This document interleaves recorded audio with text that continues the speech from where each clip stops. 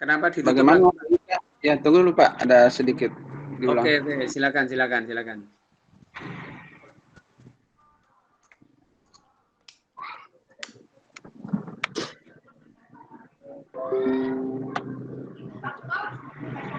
Ya, Assalamualaikum warahmatullahi wabarakatuh.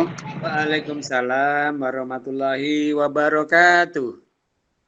Ya, salam semangat untuk semua, terutama kepada Bapak Fasilitator, Ibu pendamping, dan teman-teman CGP yang lainnya. Ya, pada kesempatan ini kita memasuki forum diskusi presentase untuk modul 3.2A5 tentang pemetaan untuk identifikasi aset atau sumber daya. Jadi kami dari kelompok 1 terdiri dari Bu Ika Wilandari dan saya sendiri. Baiklah, kami akan memulai dalam hal pemetaan atau mempelajari tentang aset atau sumber daya. Ya, kami mengambil dasar sebagaimana menurut Green dan Haynes dalam bukunya, yaitu Asset Building and Community Development, bahwa ada 7 aset utama atau modal utama dalam sebuah komunitas. Yang pertama yaitu aset atau modal manusia. Di dalamnya terdiri dari manusianya itu sendiri. Dalamnya ada pimpinan kalau di sekolah, kepala sekolah, kemudian guru-guru yang profesional, yang berjiwa muda, ada tenaga pendidikan, kemudian siswa yang berprestasi baik di bidang sains, olahraga, seni, maupun kemampuan siswa itu sendiri dalam menghafal Al-Quran. Kemudian keterlibatan pihak komite atau orang tua siswa. Karena ini adalah kelompok saya dengan Bu Ika, maka ini sudah menjadi kolaborasi aset yang dimiliki oleh di daerah Bu Ika dan di daerah saya sendiri. Kemudian yang kedua, aset atau modal sosial, yaitu adanya aturan-aturan, norma yang mengatur yang telah disepakati bersama, kemudian terjalin kolaborasi, interaksi di setiap semua warga sekolah atau daerah, kemudian orang tua dan masyarakat sekitar juga terjalin dengan penuh kekeluargaan dan persaudaraan. Nah, selanjutnya yang ketiga yaitu aset atau modal fisik. Nah, untuk modal fisik ini fasilitas bangunan, ya gedung yang permanen. Kalau di lingkungan daerah saya, yaitu ada otomatis kalau di sekolah ada ruang kelas, kemudian ada fasilitas perpustakaan, baik perpustakaan daerah, kalau di daerah maupun perpustakaan yang ada di setiap sekolah. Kemudian ada masjid atau musala sebagai salah satu media pembelajaran. Kemudian ada fasilitas ruang lab, terdiri dari padang komputer, ruang ekstrakurikuler dan keterampilan bagi siswa. Kemudian memiliki sarana listrik, saluran air, MCK, dan jalur transportasi yang baik. Kemudian yang keempat yaitu aset atau modal lingkungan alam. Rata-rata kalau di daerah saya ini daerah pegunungan, kalau Bu Ika dia daerah pantai. Jadi lingkungan yang bersih, sejuk, taman, dan tumbuhan hijau. Kemudian ada kolam ikan sebagai sarana media pembelajaran dan dalamnya mengandung nilai ekonomis. Nah, pemanfaatan kebun atau lahan untuk dikelola dengan menanam sayur, buah, dan tanaman lainnya, serta tanaman yang bisa dijadikan sebagai obat. Kemudian yang selanjutnya yang keenam, yaitu aset atau modal politik. Nah, dalam hal ini yang termasuk di dalamnya yaitu dari unsur pemerintah, baik bangunan-bangunan kantornya yang hubungan yang harmonis dengan pemerintah setempat, misalnya camat, lurah, desa, ada dinas kesehatan, kemudian balai penyuluh pertanian, dan kerjasama dengan instansi yang lain.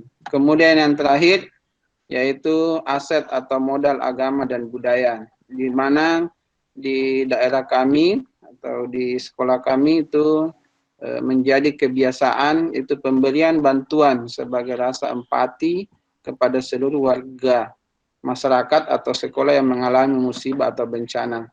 Kemudian toleransi yang tinggi dalam kehidupan bermasyarakat ataupun di lingkungan sekolah. Kemudian pembiasaan dalam menjalankan ibadah sesuai dengan agama dan kepercayaannya, menyelenggarakan upacara-upacara keagamaan, kemudian dalam hal berpartisipasi dalam pelestarian budaya.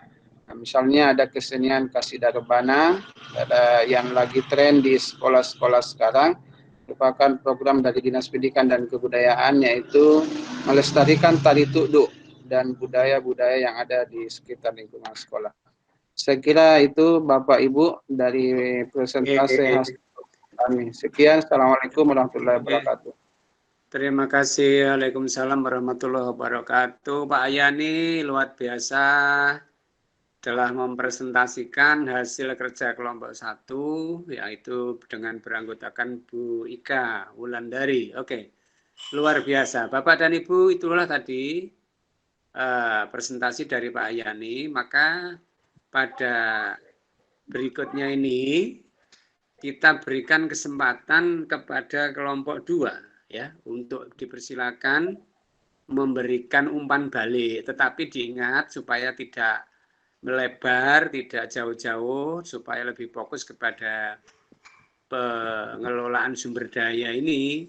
Maka tadi sudah kita ingatkan adalah apa yang paling menarik atau hal apa yang menarik Bapak Ibu dengan presentasi 7 aset Pak Yani tadi.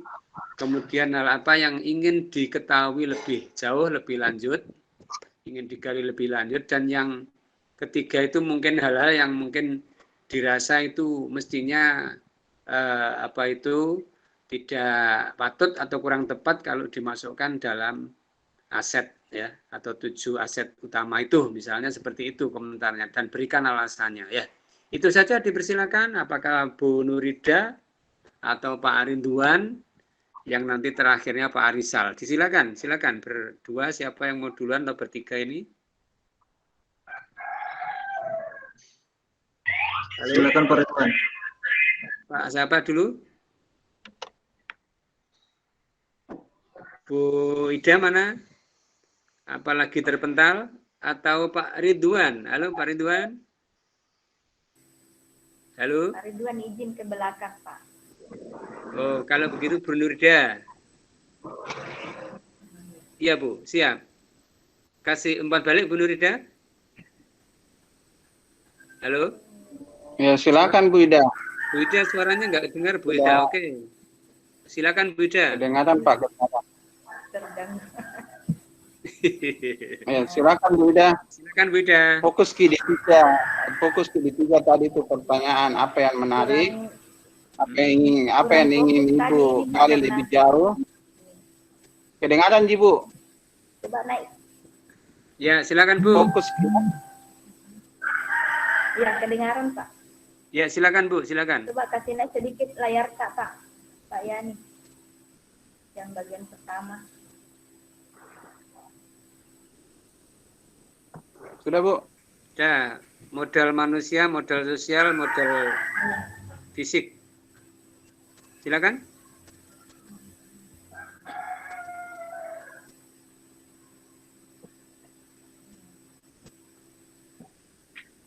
Mungkin di modal aset manusia, Pak. Iya Bu ya. Bagaimana caranya, Pak? Bagaimana caranya menunjukkan itu sumber daya manusia di sekolah agar tidak setengah-setengah menjalankan apa yang sudah direncanakan, misalnya kegiatan-kegiatan yang ada di sekolah atau kegiatan apa saja Pak, supaya tidak berhenti di tengah jalan, atau bagaimana caranya membangkitkan atau menggali ide-ide mereka agar bisa menjalankan program yang sudah ada. Itu Pak saja pertanyaan. Oke, cukup Bu Ida. Oke, baik Pak Yani ya.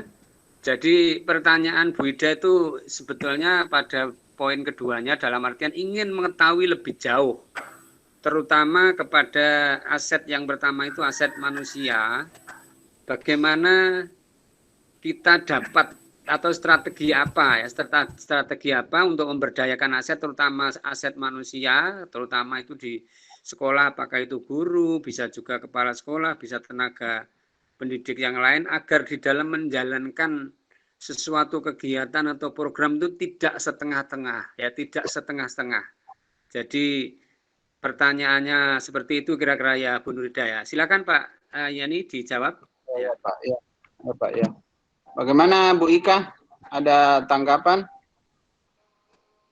Ibu Ika? Bu Ika? Ya, silakan Bu Ika. Oke, luar biasa. Bu Ika, silakan. Oke.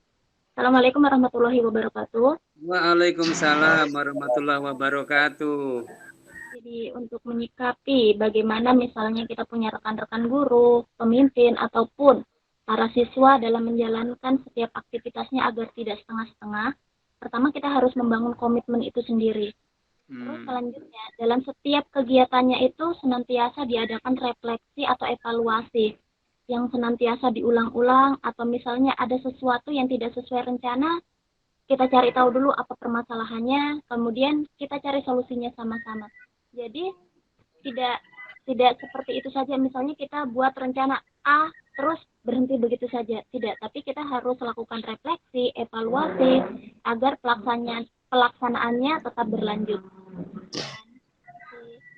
Oke, cukup Bu Ika? Oke, ya luar biasa ya, tepuk tangan pada Bu Nurida termasuk Bu Ika. Sebuah pertanyaan atau suatu umpan balik langsung bergayung bersambut dan sangat luar biasa. Sependapat apa yang disampaikan Bu Ika untuk saya. Jadi intinya membangun komitmen ya. Kalau di di modul-modul sebelumnya itu kan sudah ya, termasuk ya tentunya melakukan komunikasi asertif ya toh. Kalau misalnya ada sebuah program yang dijalankan oleh tim ya, dijalankan oleh tim, itu harus ada suatu langkah-langkah yang tadi disebut Bu Ika adalah namanya refleksi dan evaluasi. Nah, disitulah peran misalnya peran pemimpin gitu, untuk mendengarkan secara aktif ya, menjadi pendengar aktif mungkin keluhan kendala apa yang dialami oleh tim itu. Nah, itu harus ajangnya atau tahapannya tadi adalah reflektif dan evaluatif, supaya program-program itu dengan mungkin kendala yang ada, walaupun kita memang tidak defisit based thinking, kita sudah aset based thinking, tapi kan tidak tertutup kemungkinan ya. Ketika sudah berjalan tadi menurut BK, jika ada itu ajangnya, forumnya ada reflektif dan evaluatif. Kemudian untuk tetap dibangun komunikasi, semangat bersama, akhirnya harapannya sampailah selesai tugas-tugas itu secara tuntas. Kira-kira begitu, kira-kira saya menyimpulkan. Benarkah Bapak Ibu kira-kira? Halo Bapak Ibu? Iya. Atau atau Pak Yani sendiri menambahkan dari jawaban Bu Ika? Silakan. Halo. Pak Yani?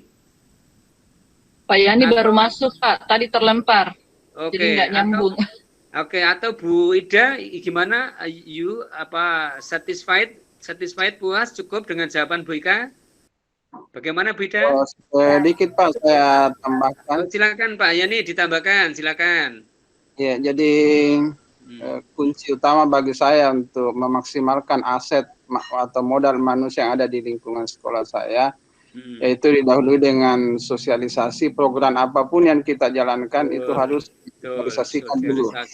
Kemudian tadi sudah dijawab oleh Bu Ika, membangun komitmen bersama. Jadi satu tujuan itu insya Allah akan bisa tercapai Kemudian dukungan sepenuhnya dari pimpinan.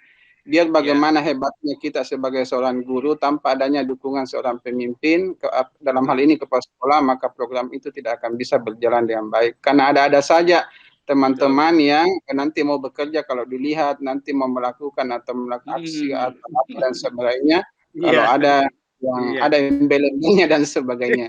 Sekedar tambahan. Iya, betul Pak ya. Jadi kenapa kadang-kadang muncul apa itu setengah-setengah atau sedang-sedang saja. Mungkin apa ya, dukungan, perhatian itu kurang ya Pak ya, dari pimpinan atau dari leader yang ada di sekolah. Begitu ya Pak. Jadi harapan Pak Yani selain yang disampaikan Bu Ika tadi, tentu sebagai leader di situ kepala sekolah harus memberikan dukungan, bahkan keikutsertaannya ya, kebersamaannya itu sangat diharapkan, sehingga teman-teman yang menangani tugas itu merasa disemangati, merasa ada perhatian, sehingga tidak ada kata-kata setengah. Jadi tidak hanya aktif kalau dilihat saja. Nah itu betul Pak. Jadi saya juga sepakat, dan ini biasa kadang-kadang kalau tidak diperhatikan tuh ya gitu munculnya. Wah ngapain, kita udah capek-capek nggak diperhatikan dan sebagainya. Oke ya. Ini luar biasa Pak Yani, semangat terus ya. Oke. Setuju ya Bu Ida yang mempunyai permasalahan apa yang ingin digali lebih lanjut, Bu Ida? Sudah bisa diterima? Setuju? Oke, terima kasih. Luar biasa ini ya. Masihkah ada yang ditambahkan atau sebaliknya masihkah ada yang ditanyakan atau diberikan umpan balik selain Bu Ida? Mungkin Pak Rinduan atau Pak Arisal, kita beri kesempatan. Tetap pada presentasi kelompok 1, ya silakan. Ya, saya Pak. Silakan Pak Ridwan. Ya, bismillahirrahmanirrahim. Assalamualaikum warahmatullahi wabarakatuh. Ya. Terima kasih atas kesempatannya diberikan kepada kelompok kami. Jadi luar biasa sekali ya dari apa yang kemudian kelompok 1 yang memaparkan menurut Grant dan Heinz ya, dalam bukunya terdapat 7 aset utama yang sudah ditampilkan. Luar biasa bahwa memang 7 aset ya yang bisa kita paparkan di dalam lingkungan sekolah kita. Saya tertarik dengan aset yang ke apa itu? Oh, modal anu Pak, coba modal finansial ya. Oke, modal finansial. Ya, sama aset atau modal finansial. Oke. Ke-6, kelima.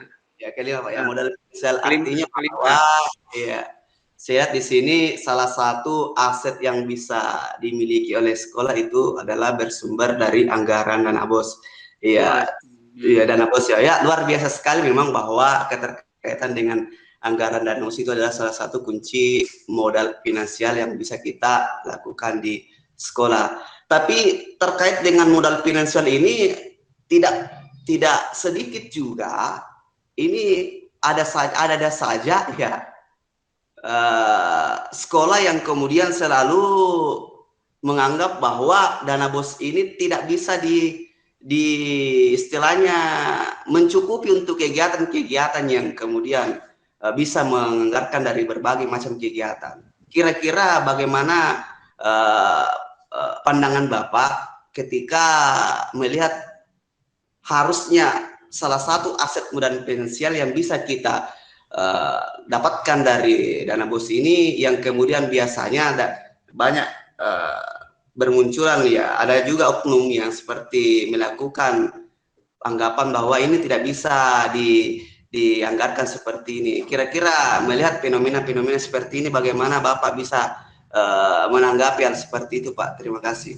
Oke, Pak Ridwan, hebat, luar biasa ya.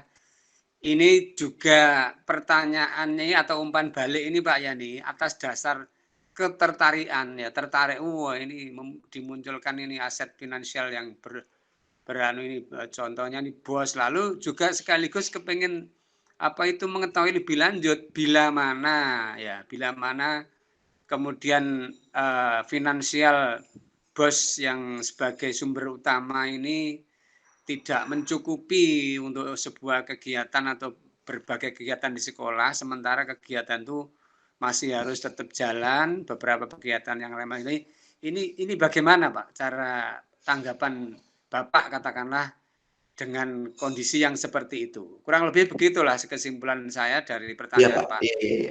Oke, silakan Pak Yani atau Bu Ika, silakan diberi tanggapan balik. Ya.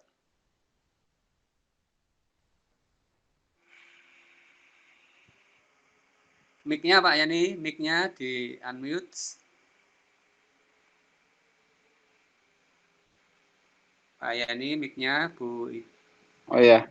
Ya, oke. Jadi Ya. terima kasih atas respon dari Pak Ridwan mengatakan hal yang menarik dari ketujuh aset yang telah kami tampilkan, yaitu di modal atau aset yang kelima, yaitu finansial.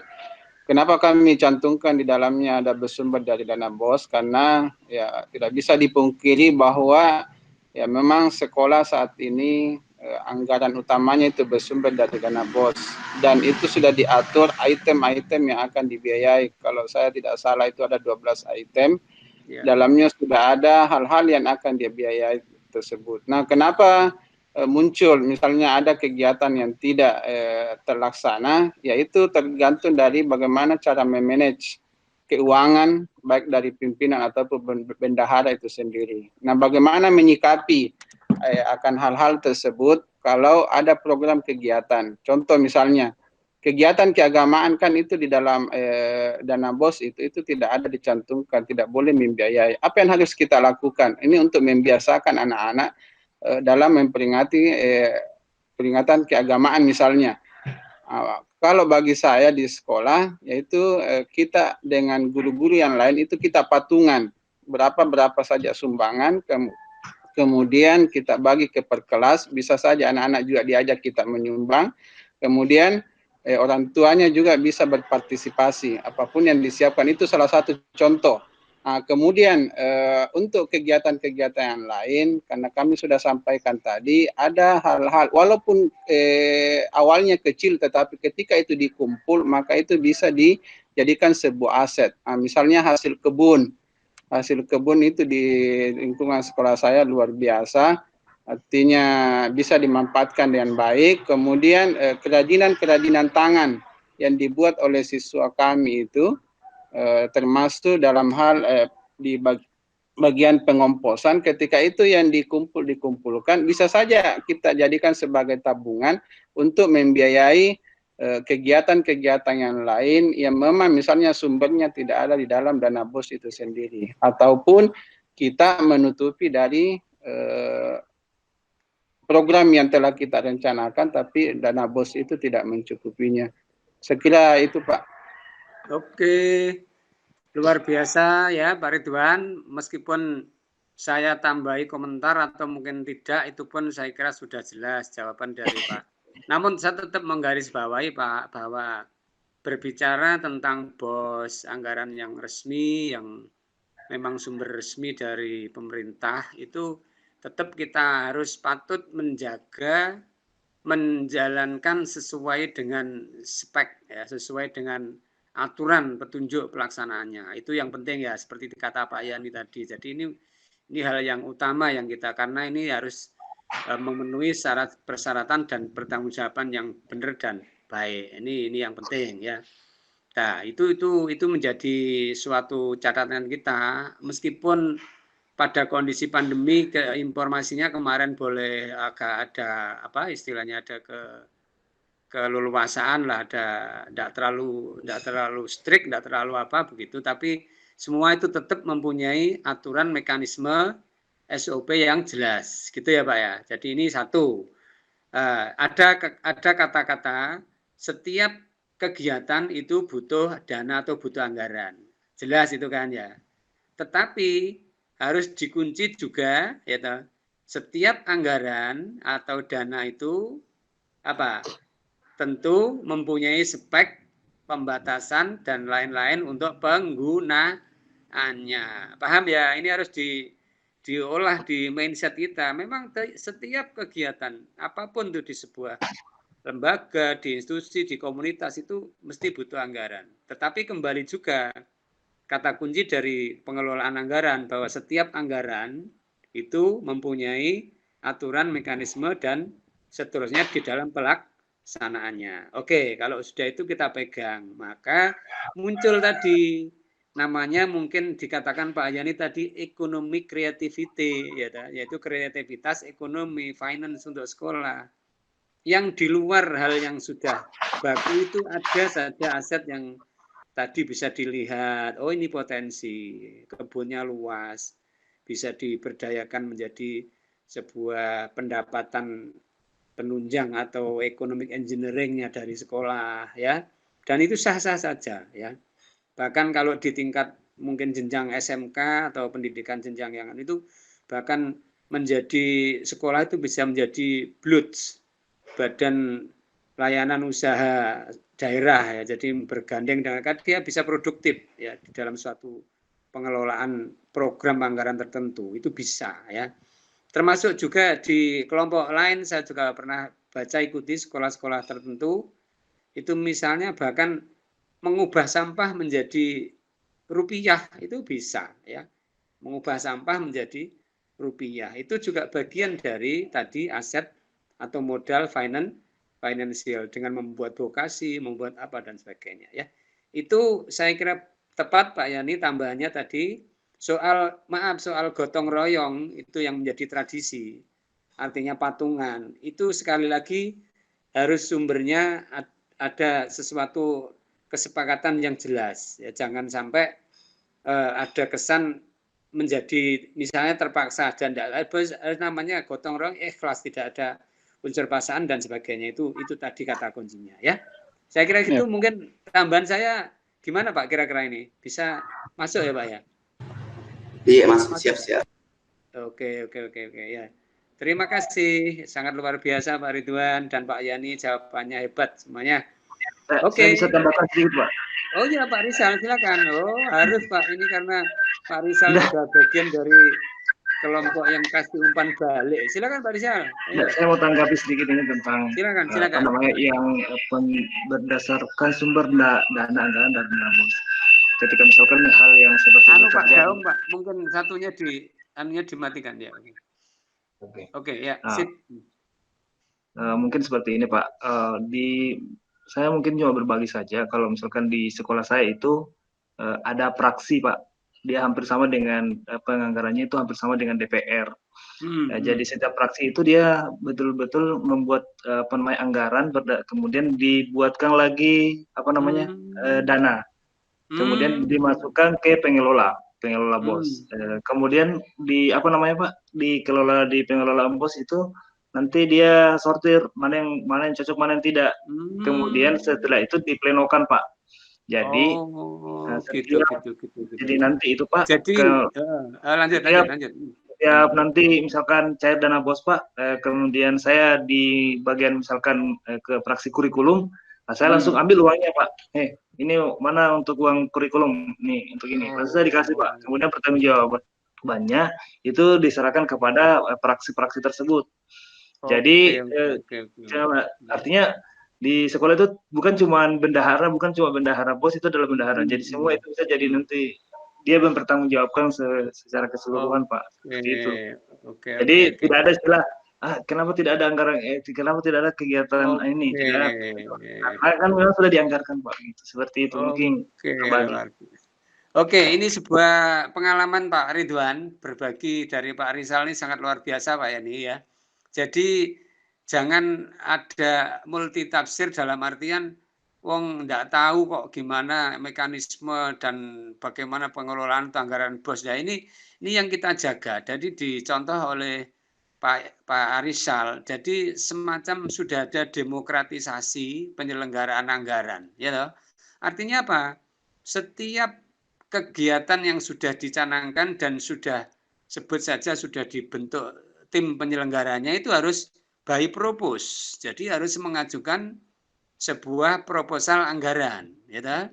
Nah, masuknya kemana? Tidak semua langsung masuk ke bendahara, tapi harus dilakukan di fraksi-fraksi tadi sebagai bentuk mensortir, memverifikasi kemudian menyesuaikan dengan ketersediaan anggaran dan sebagainya, ya, sehingga dilakukan pengkajian oleh tim atau fraksi-fraksi tadi itu menurut cerita dari Pak Rizal, sehingga pada kesempatan berikutnya setelah itu mungkin ini yang terlalu berlebihan, tidak penting, tapi ini di-scrap ya dan sebagainya. Ini sudah cocok, ini sudah bla bla bla.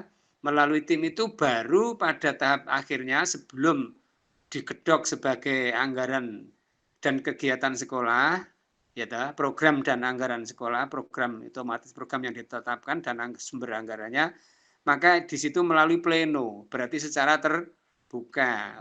Ini nanti akan program ini. Kira-kira begitu, betul Pak Rizal? Ulasan saya.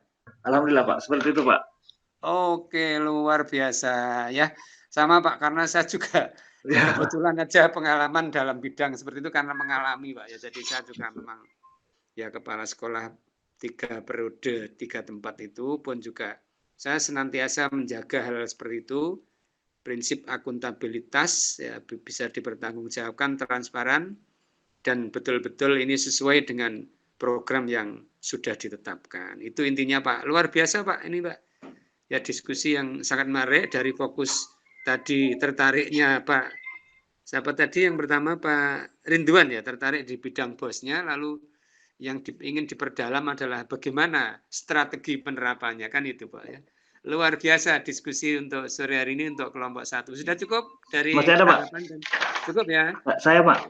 Oke, tambah lagi. Belum. Saya silakan, mau Pak. tanggapan sedikit Pak. Ya, Pak, mohon maaf untuk kelompok 1. Ya, silakan. Ini yang saya lihat ini di modal aset agama dan budaya. Iya. Modal aset agama dan budaya. Di sini ada pemberian bantuan sebagai rasa empati kepada seluruh warga sekolah yang mengalami musibah. Nah, ini kalau misalkan saya menghubungkan dengan finansial, otomatis kan harusnya ada di finansial ini. Artinya mungkin ada harus tertulis di dalam sumbangan ya. Kalau misalkan di finansialnya. Yang di bagian finansial kan ini dia akan berhubungan dengan ini. Apakah itu berupa pakaian atau apa? Jadi nanti di modal finansialnya mungkin bisa ditambahkan dengan sumbangan. Yeah. Kemudian yang kedua, ini yang saya lihat juga Dinas Pendidikan dan Kebudayaan untuk Pulau Limandar itu adalah induk dari guru. Induk dari kita sebagai seorang guru di Pulau Limandar ini. Dan saya tidak lihat di dalam ini di modal politik ada tapi dinas kesehatan, tapi harusnya ada juga dalam dinas pendidikan. Mungkin bisa ditambahkan seperti itu. Mohon maaf. Mungkin cukup Pak Rizal? Siap. Ya Pak Yani, meskipun tidak saya ulas jelas, jadi pertanyaan Pak Rizal ini tidak yang bukannya menolak, tapi itu justru hanya melihat ada potensi yang berhubungan dengan modal 7 agama budaya, tapi dihubungkan mesti masuknya bagaimana nanti sumber di modal finansialnya. Nah, perlu ditambahkan mungkin sumbangan atau donasi atau apalah ya yang bisa dimasukkan ke situ. Lalu yang modal politik itu dari bahwa kelembagaan atau institusi itu untuk dinas pendidikan hendaknya juga disarankan untuk dimasukkan. Itu aja Pak Yani, gimana? Monggo. Iya Pak, ya. Ya, terima kasih Pak. Untuk yang saya langsung yang di poin kedua yaitu tentang modal politik, ya memang seharusnya Dinas Pendidikan dan Kebudayaan ada sebagai induk organisasi di sekolah.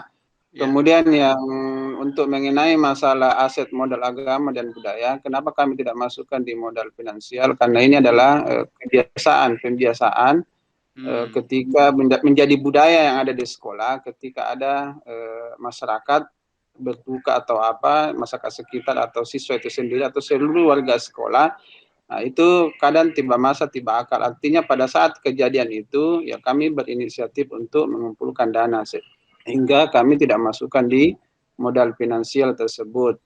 Bahasanya seperti itu Pak. Ya, Oke. Terima kasih Pak Rizal dan Pak Yani.